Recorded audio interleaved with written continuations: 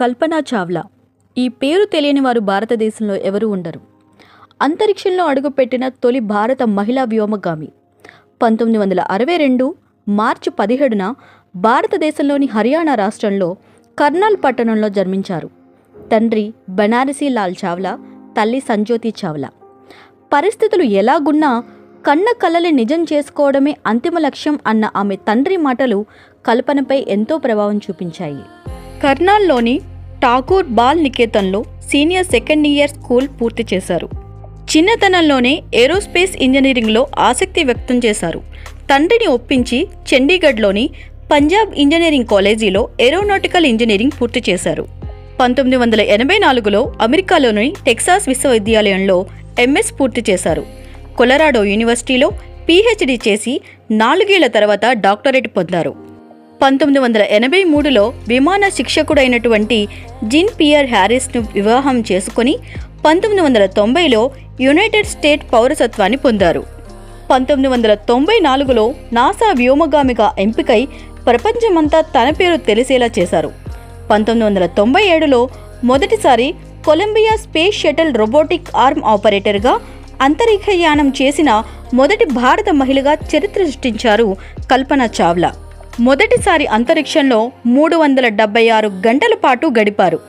భూమి చుట్టూ 252 సార్లు పరిభ్రమించి 6.5 మిలియన్ మైళ్ళు అంతరిక్షయానం చేశారు. 2003 జనవరి 16న రెండవసారి అంతరిక్షంలో వెళ్లడానికి ముందు విలేకరులతో మాట్లాడారు. భారతదేశంలో మొట్టమొదటి విమానాన్ని నడిపిన జేఆర్డీ టాటాయే తనకు స్ఫూర్తి అన్నారు. అందుకనే ఏరోనాటిక్స్ ఇంజనీరింగ్ కెరియర్గా ఎంచుకున్నాను అన్నారు. భారతదేశ మహిళలకు కూడా ఆమె తన సందేశాన్ని వినిపించారు. ఏదో ఒకటి చేయండి, కానీ దాన్ని మీరు మనస్ఫూర్తిగా చేయాలనుకోవాలి. ఎందుకంటే ఏదైనా పనిని కేవలం ఒక లక్ష్యం కోసం చేయటం కాక దానిలో లీనమై అనుభవించాలి. ఇవే కల్పన చెప్పిన ఆఖరి మాటలు. 2003 జనవరిలో రెండవసారి కొలంబియా స్పేస్ షటిల్లో ఆమె అంతరిక్ష ప్రయాణం చేశారు. ఫిబ్రవరి 1న అంతరిక్షం నుండి భూమికి రావాల్సిన సమయంలో భూ వాతావరణంలోకి ప్రవేశిస్తుండగా అంతరిక్ష నౌక సాంకేతిక లోపంతో ప్రమాదానికి గురైంది. ఆ దుర్ఘటనలో కల్పనా చావ్లా చనిపోయారు. ఆమెతో పాటు మరో 6 వ్యోమగాములు కూడా ఈ ప్రమాదంలో చనిపోయారు. అంతరిక్షంలో మొత్తంగా ఆమె 31 రోజుల 14 గంటల 54 నిమిషాలు గడిపారు.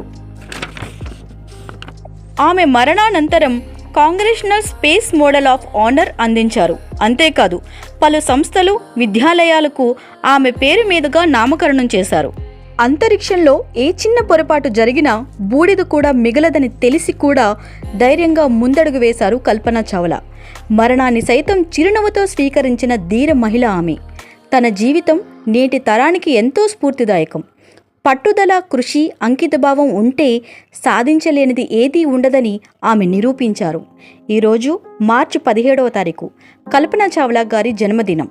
ఆ ధృవతారకు ఇవే మా పుట్టినరోజు శుభాకాంక్షలు.